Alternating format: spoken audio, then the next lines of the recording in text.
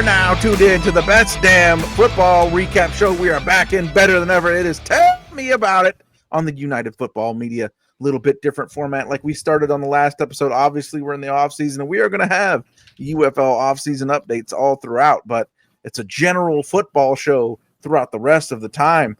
We got our guy Tugboat from the PAWD podcast. We got reporting in from the cow pasture, the Brahma bullpen, and got our guy True from Tell Me About It. He's got to cut out quickly to cover a Cincinnati Reds game because he's all over the place, an all-star reporter, writer for all types of sports. So he'll be out there in the press box in the Cincinnati Reds game.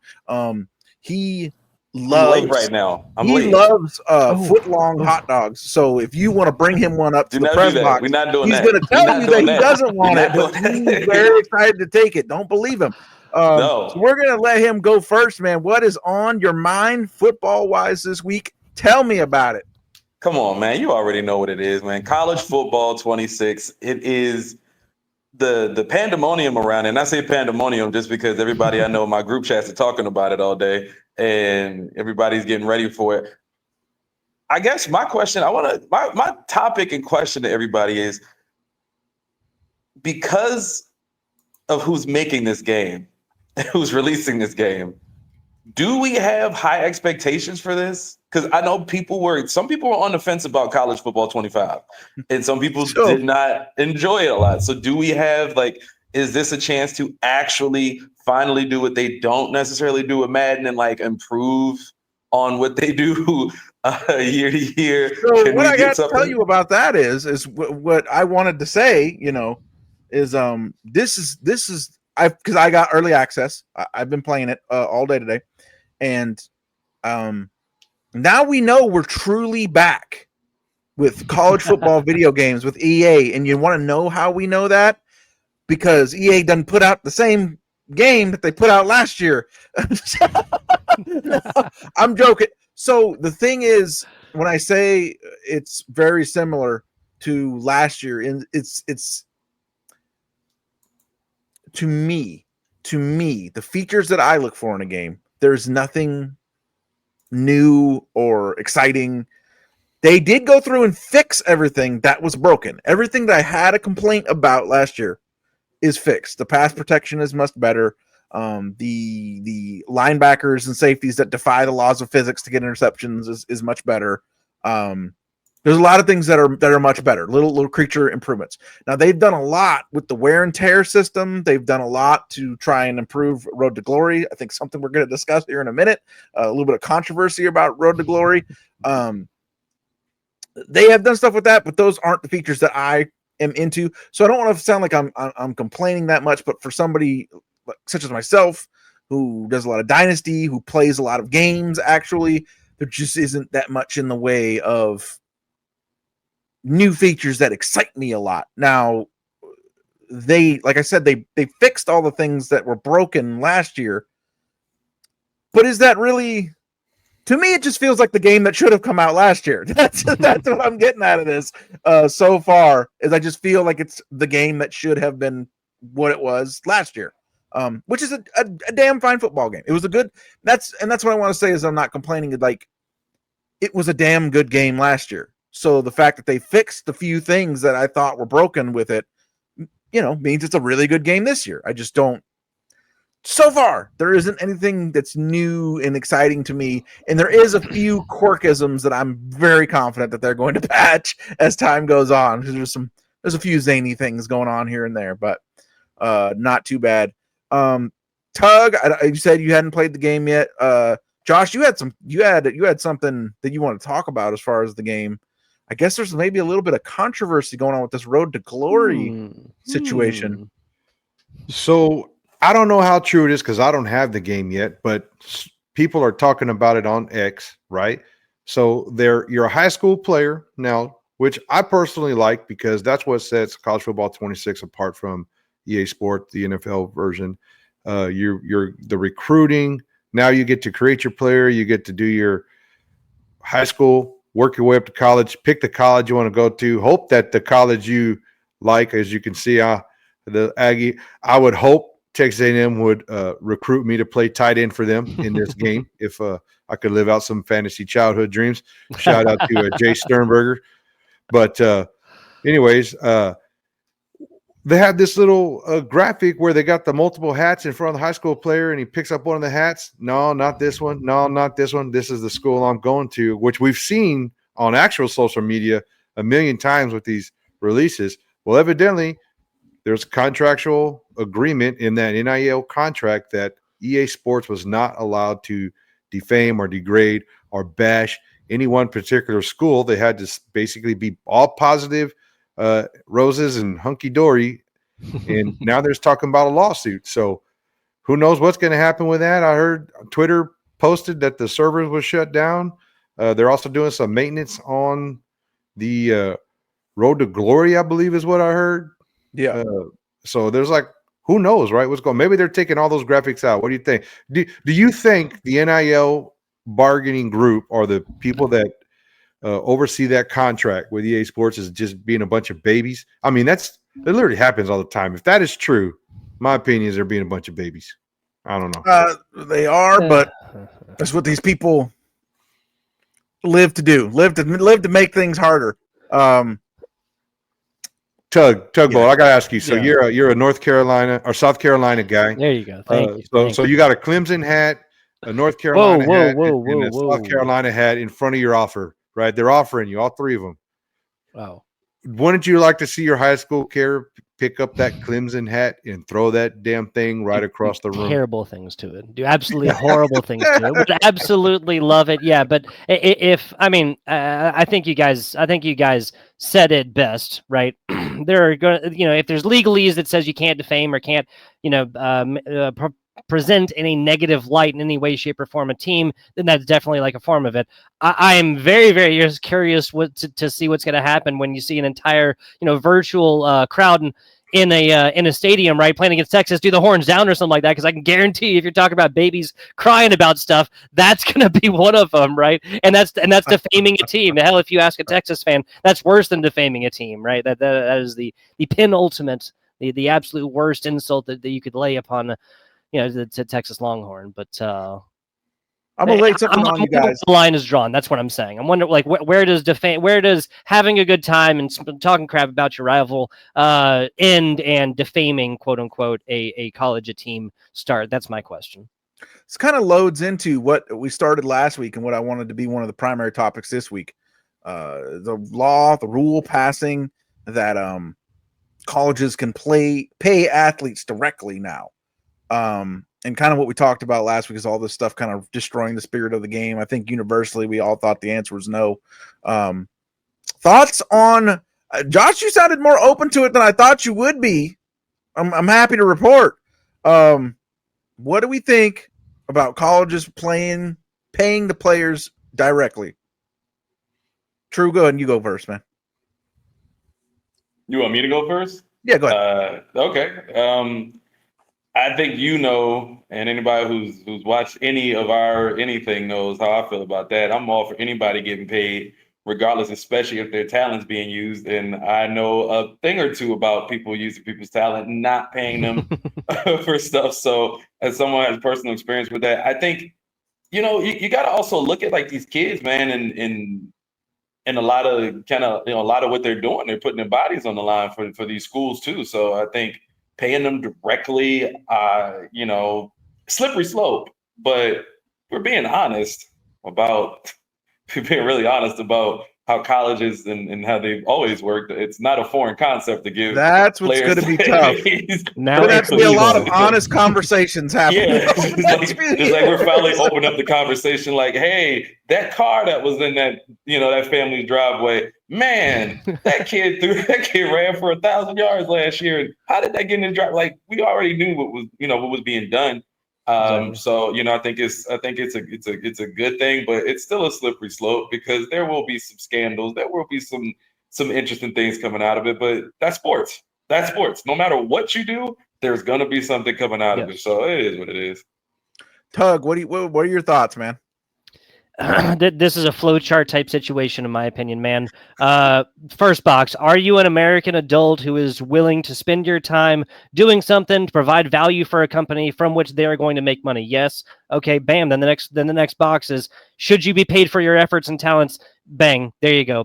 Pay the person. I mean, I know this is the phrase. Exists within a vacuum. If this is college sports, it existed within a vacuum, and this wasn't the way that it was done for 120 years, and the NCAA benefiting billions of dollars over that time, and then evolving to this situation where the highest teams, SEC included, the SEC, probably the worst offenders of that overall, maybe some Big Ten teams, yada yada, whatever. We could debate about that all day long, right? But the SEC definitely has been found. If you look at the past, just go on Wikipedia and look at the instances that they found. It is not uncorrelated that there are other teams, other conferences that are not named the SEC and the Big Ten that are doing better now that it's all out in the open. Not name, image, likeness. It's legal. Josh. Not Texas A&M. Not Texas A&M would have been doing any of that. Of course not. Hey, I don't even know who sliced bread is. Okay? In the pockets always. Gold Trans Am. What? What are we talking? Trans A&M. That's old school. That's for people that are in their 40s. They understand that reference. But I'm going to tell you this. I agree with pay for play because it moves us closer to a controlled salary cap type of paying system. Right now, and the way it's been the past couple of years, the whole willy-nilly, it went from being an illegal bag man to a legal bag man, and they're just dropping loads of cash on these kids' laps, which I'm cool with. Don't get me wrong. I am totally fine with them getting what they can get. But where do you draw the line for competitive balance versus what's good for the player versus what's good for the school? I can tell you the market drives the rate, and the Texas Tech, look what's going on at Texas Tech, dude. Texas Tech have never won anything national championship wise. They've never even made it to a conference title game in the Big 12. And then they make it to the World Series with a bought and paid for pitcher in the women's softball, which I'm for. Make it happen, baby. And now you look at their $50 million payroll. They just paid a kid over $5 million, $5.1 million. It's so bad that the people in Austin are now writing stories like, hey, if Texas Tech's paying $5 million, we should be able to increase. What are we doing? That's what I was about to ask. Where's that money coming from in old Lubbock? What's this? Man, I can tell you what. Forgive me for not knowing the name of the writer who wrote the article. If I can find it and send it to you guys, I will. But there's a guy who spent almost a year following a gentleman. I don't remember his name, but he played offensive line at Texas Tech, got out of school, got in oil and gas, took a bunch of gambles, buying land leases, shell fracking and all that stuff hits up there. Dude makes bank. Now he's connected to the school. He's got his own oil company, making all kinds of money. When they did the NIL, he went back, made whatever donations and greased whatever palms he needed to grease to become the director of the NIL program for the school, and went and just dumped. This is basically what we would do for like the UFL. If all of us were billionaires, we would be basically just buying our plaything. And anyways, it's a crazy story, but it's also a good story. I read it. It was one of the best sports Jamie Wood? I've read in a while. But the other thing I'll say with it is it needs to be controlled, man. And so one thing I'll talk about the other sports, I don't think we're talking about basketball, baseball, women's, or any of the Olympic sports. That stuff, the money's not there. That's what's in football. But one thing I will say, just to stick up for other college students, for people that have paid for their own college and continue to pay for their own college, these guys making millions of dollars should not get scholarships. That whole scholarship thing is garbage. If there should be a rule, if you're making $1 million, your scholarship is gone. You give that scholarship to a kid whose family is under the poverty mark or something like that. You get someone else in that school. That would be my only critique and complaint. I used to say it should come down too. The whole thing should be more affordable for regular people. I used to say you're getting paid because to get a degree up at Texas A&M, depending on housing and food, it's definitely six figures. Could get closer to that 200,000. So you got kids, a couple $100,000 by the time they get their degree, if not more. It's been a few years since I've been there. I don't know if y'all can tell. No college age kid, but man, pay them. control it, let it come from the school, treat them as employees, let the school write them off. All donations that you want to pay for NIL should go to the school. Then they should pay you based upon your position and how valuable are the team, just like the real world. But those scholarships got to go so that other kids can benefit from them. I'm not mad about that. Something that might make some people a little bit mad. NFL sleepers? Just one. And an NFL disappointment. Who do you think is going to be who do you think is going to be one team that's going to be better than everybody thinks, and one team that you think is going to let people down? Oh, man. True, you got a sandwich eating grin on your face. Okay. Before I answer this, I just want to know, if you look at the AFC North, does anybody have a team there that they think is going to be a surprise? Obviously, listen, I want people to know this because I've never discussed this, and I never will. Don't let this hat fool you. I am not a Cincinnati Bengals fan. I'm just doing this to get into the media room. I'm just letting you know that secret. But honestly, I think the Pittsburgh Steelers are going to be a disappointment. I think some people have higher expectations of them than I would. I think they're going to stink despite what they've done. I'm hoping they do. I mean, like I said, I live in Cincinnati now, but my heart is always in my city where I'm originally from, which is Baltimore. And I could never, ever, ever, ever wish for anything but the Pittsburgh Steelers downfall. And I happen to do some business with people who are in Pittsburgh, and they say a lot about the Steelers. So they deserve to suffer. Here's what you're saying. Okay. Yeah, because we typically don't use certain words here. I'm working through it. I'm working through it because there's a lot of 4-letter words I could use here, for sure. So I'm not going to do that. But as far as teams like sleepers, that's a tough one. I think it's a tough one. And you know what? Eric, you might like this. You're going to like this. I haven't seen enough people talking about the 49ers, and I feel like they're going to surprise people. Will they be the team of the past? No, probably not. But I don't see the West being that strong of a division this year, personally. Well, not just that, but they have genuinely one of the weakest schedules ever, like anybody's ever had. But see, when we do that, they're like the weak schedule is like, we know how sports goes, man. Like everybody's like, oh man, this gonna be a game where they can come in and smoke them, and then they lose. Something that looks weak in July, maybe might not be the case by the time we're in October. Yeah. So I think it's hard to choose a sleeper like this early on, because I'm looking at some of these teams, some of these rosters, and I'm like, it's like I feel like we're gonna be getting disappointed by a lot of teams that people have at the top, for sure. I think this is going to be a strange season for the NFL. I don't see the people whoever's Vegas is taken as the favorites. I don't see that being the case. And I mean, obviously, people are going to talk about the Chiefs, the Eagles, and teams like that. Maybe the Packers, if you want to throw them out there. A couple other teams. Like I think some of those teams will be just fine, but somebody's going to fall off, and I'm going with my safer bets, which is the Steelers, because any team that is employing Aaron Rodgers should suffer, especially at this point in his career. This is not, Packers Rodgers anymore, and like I said, Pittsburgh just deserves pain. We can say hell. I can say hell on here. I can say hell. Yeah, they deserve hell. Damnation. Think we can say that too. Yeah, so in the biblical sense, yes. Yeah. I'll roll with that. Otherwise, like I said, I want to see the 49ers do good, just because you're my brother and I saw what you went through last season.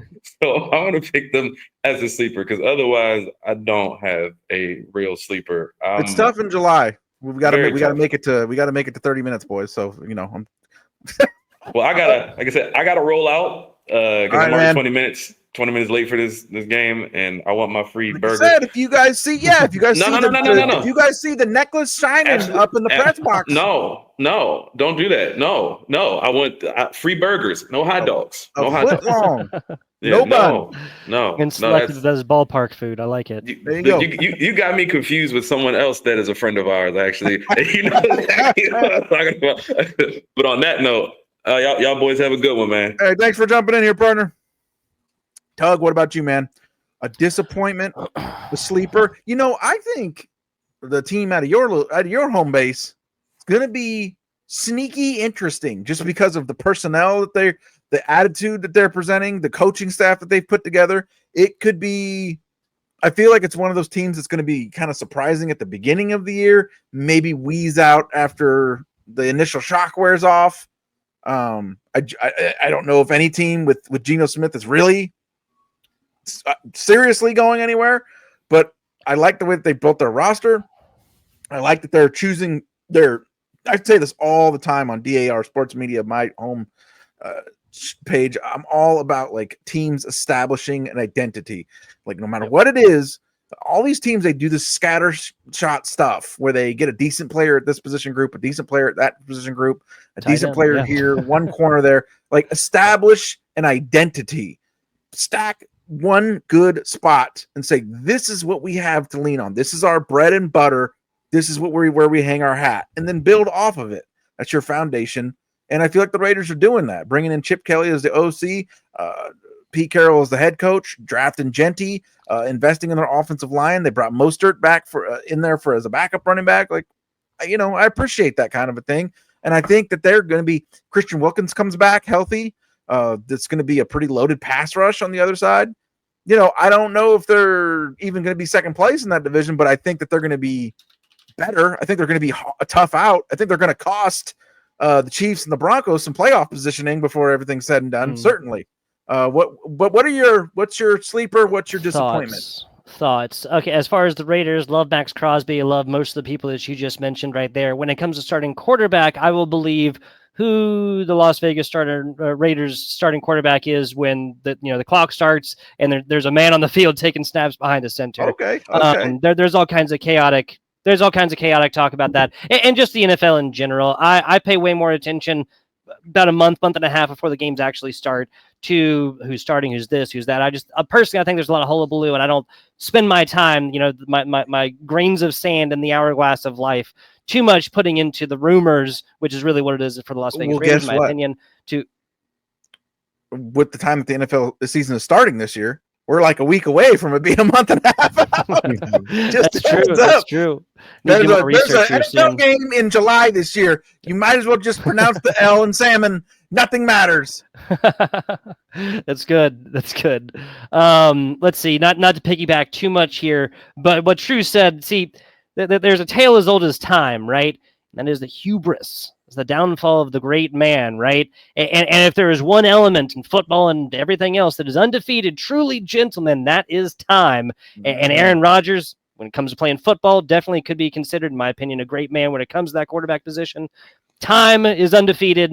I would like to see a couple of games where he kind of maybe proves that's not the case, but I truly, in the end of the day, do believe that is not going to be some, logic and natural life defying experience he's going to have up there. Up there in Pittsburgh. As far as sleepers, you got to talk about the Saints, right? Got to talk about the Saints. And how about because of little man named Barry Wesley over there from the Birmingham Stallions, man named Seth Green, little tight end action over there from the Renegades. Renegades sending another player in Jaden Price. We all know that these UFL players are talented. I am really, really wanting to see what an NFL team looks like when they have multiple UFL players on there that aren't just the superposition players a la Jake Bates, right? Those are my three or two. I think the Saints are going to be flaming dog crap. But there is room for mobility in that division because the Falcons going to Falcon. Panthers kind of seem like they were coming on. They've really thrown a ton of resources at all of their trouble positions, I think, and have done a good job, but like they still got to prove it. Buccaneers slow and steady, but who knows on that. So there is room for mobility in that division. I will say that. Josh, a sleeper and a disappointment for the NFL season coming right up. So both of my teams are part of the NFC Eastern Conference, Eastern Division. Okay. And I'm going to tell you this, the sleeper that I think no one's thinking about, the Dallas Cowboys, because of the terrible season. Here we go. Just so anybody's ready to go for this show, this is what this is going to be. This is what I wanted. Before you judge me, let me get through this. Let me get through this. I know who your disappointment is going to be, I think, and it was going to be my spicy disappointment too. I'll still be here. It's almost impossible for them to not be a disappointment. I'll let you guess. I'm still here. I'll let you guess to see if we're on the same page. We'll get there. But sleeper, and it's basically because you got Pickens. The biggest problem with the Cowboys last year was a Dak injury, and then CeeDee Lamb had no one to pull coverage from him, and he was just doubled all the time. Offense was just terrible. We got Pickens coming in. We got Lamb on the outside. You got Dak back healthy. We got a solid offensive line. Now, we still have questions at running back, but I think our offense is going to be 14 to 20 points better a game if all those guys stay healthy, and there's low expectations. So that's why I would pick them as a sleeper. Not because I know it sounds like a homer pick, but they had a terrible year last year. Terrible. It sort of is, but I don't expect much. Biggest disappointment. I'm gonna let you guess. Same division. Mm-hmm. Who am I going with? I think there's every opportunity for the Commanders to have regression. I think they were really riding a wave of overachieving from Jaden Daniels. A lot of times, guys who are real. I mean, we just saw it with C.J. Stroud, right? Like it's tough to have a better rookie season than C.J. Stroud had, and he regressed a lot last year. Well, not regressed, but came back down to earth. I don't know if the Commanders did enough to improve their weak spots. Trading away players from addition by subtraction, but they had a terrible run defense and they traded away their best interior lineman. A lot of the roster was pretty long in the tooth, pretty old. It's another year older. And this year it's like expectations, like they're not catching anybody off guard this year. And it feels like during the minicamp, people were already starting to get the picture. Well, I'm not going to say, look, I don't wish bad. I appreciate what Deebo Samuel did for the 49ers. I'm just going to say some Commanders fans are still in for a rude awakening on that. Well, Gamecock legend Deebo Samuel? You doubting the man? I'm going to go ahead and reveal my team who's going to be the biggest disappointment. And of course, it's the same team. It's the Dallas Cowboys. They cannot. We are the most out of touch, out of date fan base. Unless they win 2 Super Bowls this year to make up for the last 30 years of trauma they've put us through, there's no way that they can achieve what we expect out of them as delusional Cowboys fans. So it's the same team. It's America's team. All of America is going to be disappointed in them because no matter what they do, unless they can win 2 Super Bowls, we're still not going to be happy because we're never happy. And I will tell you that they're going to go really, really hot. Everybody's going to get their hopes up. The media hype's going to go. Everything's going to just boom. They're going to exceed expectations. And then what's going to happen? We're going to lose. We're going boom, kaboom. It's going to blow up.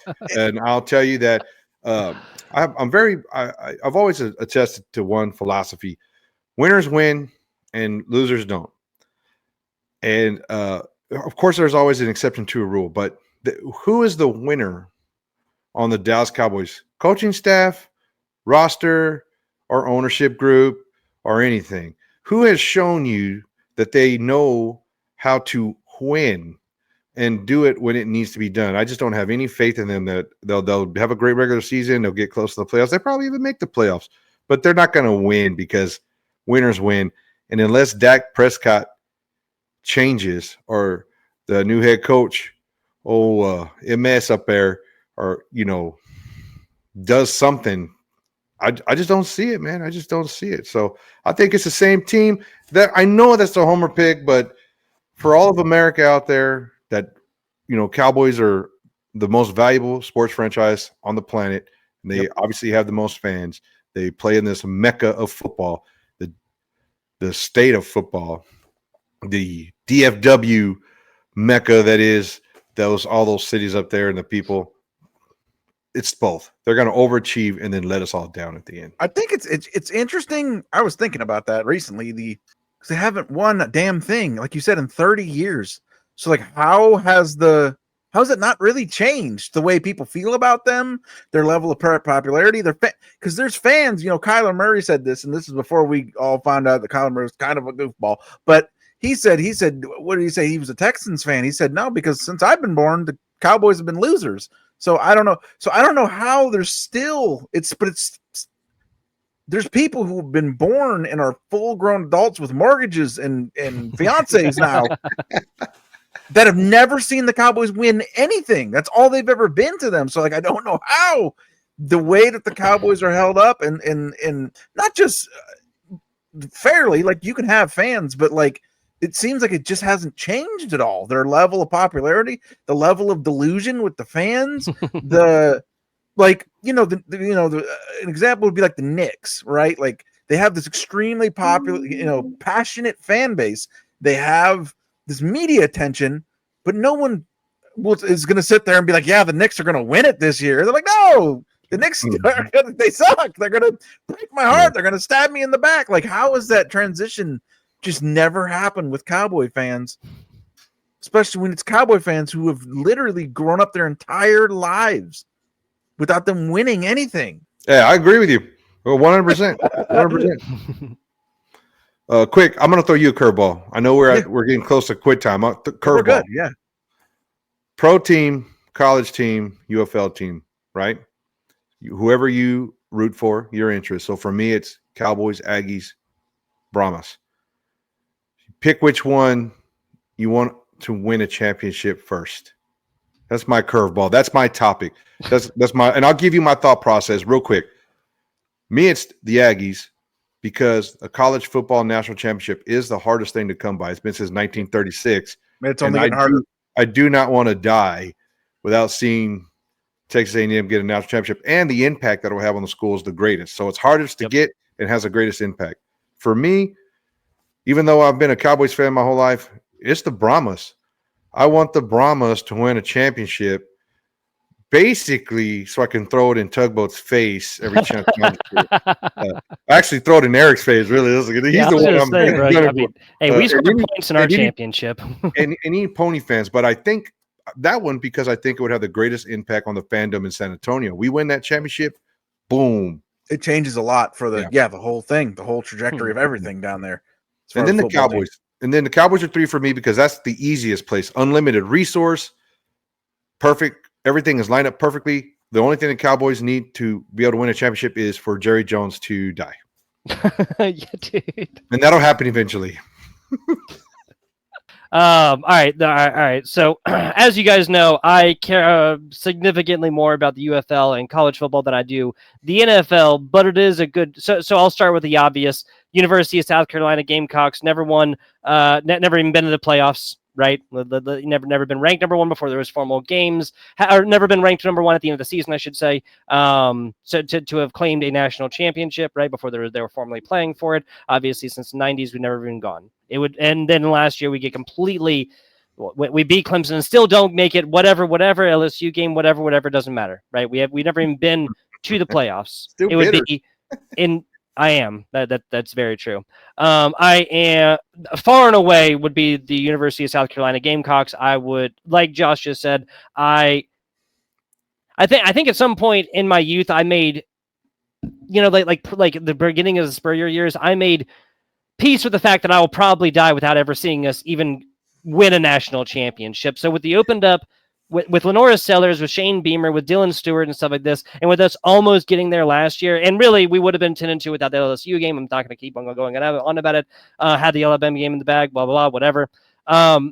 With how the expanded playoffs have gone, even getting a shot at that would make my life significantly better, right? I would be a happier man every single day waking up in my bed knowing that my Gamecocks at least went second round, I'll say. Not seed 5 through 12 that actually just win, just beats another seed like that. Or obviously getting the one of the four seeds as the playoff structure stands as of right now. Second is honestly pretty hard because as you guys have mentioned, I live in Las Vegas now. I absolutely love this. I love Nevada. I was born and raised in South Carolina though, right, where we have 0 professional teams, right? Carolina Hurricanes, North Carolina, Carolina Panthers, North Carolina, the Charlotte. They didn't even bother calling it the Carolina Hornets. It was just the Charlotte Hornets, right? Like it's all North Carolina now.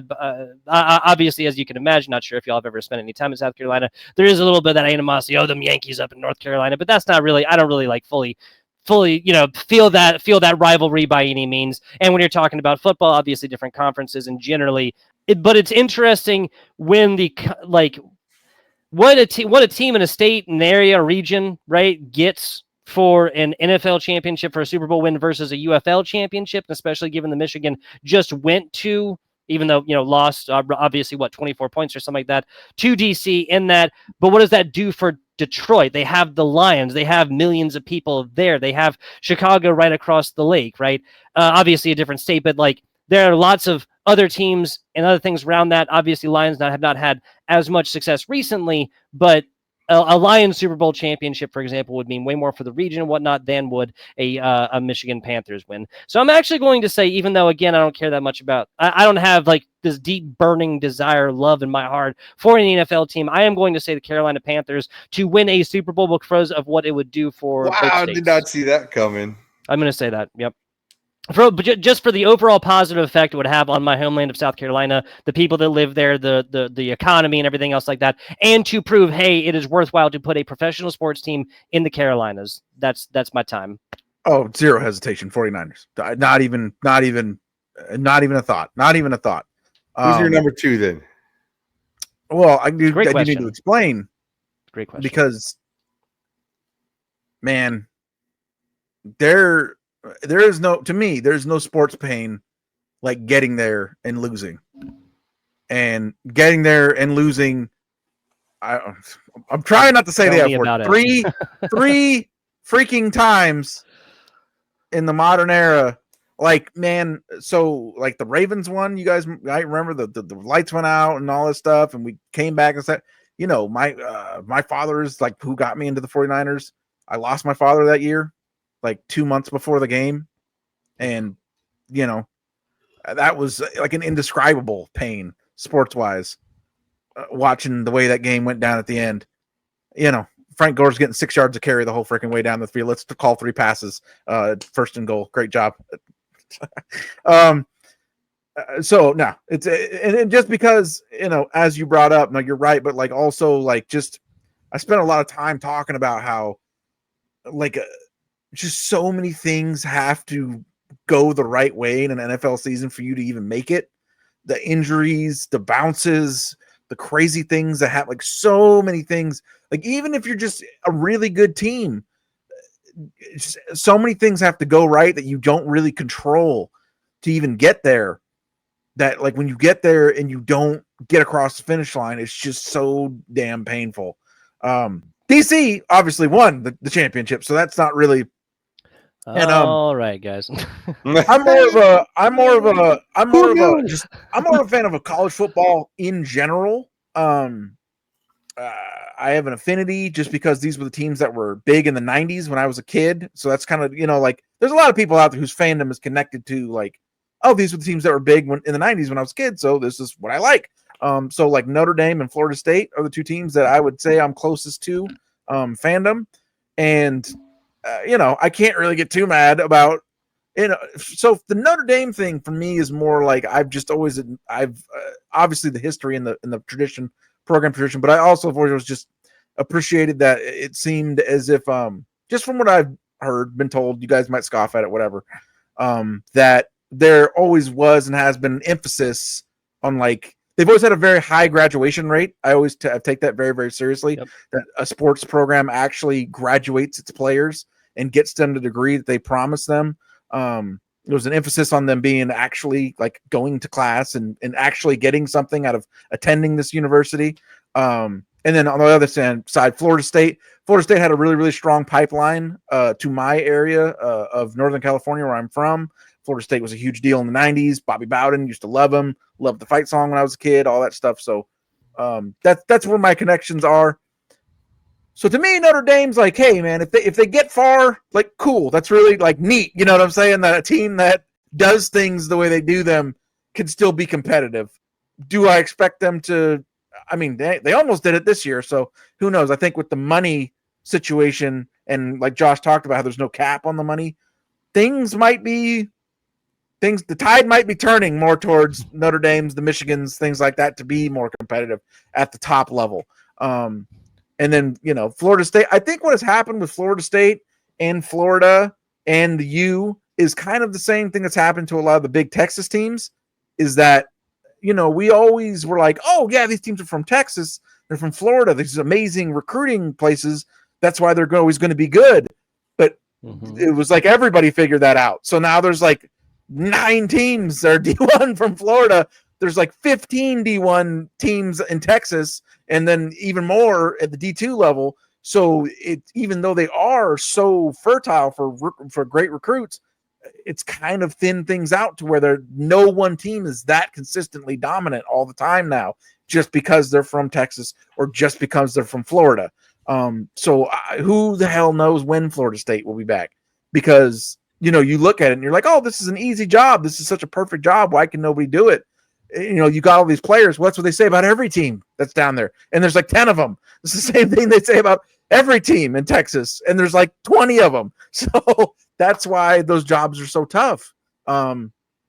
Because you have all of this stuff at your disposal, but it's still a numbers game. And you're still going to have to fight those other teams. And everybody has these different, especially now in the modern college football world, there's all these competing interests for these kids who can, Texas A&M might be the biggest and the baddest and have the best facilities and have this and have great traditions and have an awesome campus.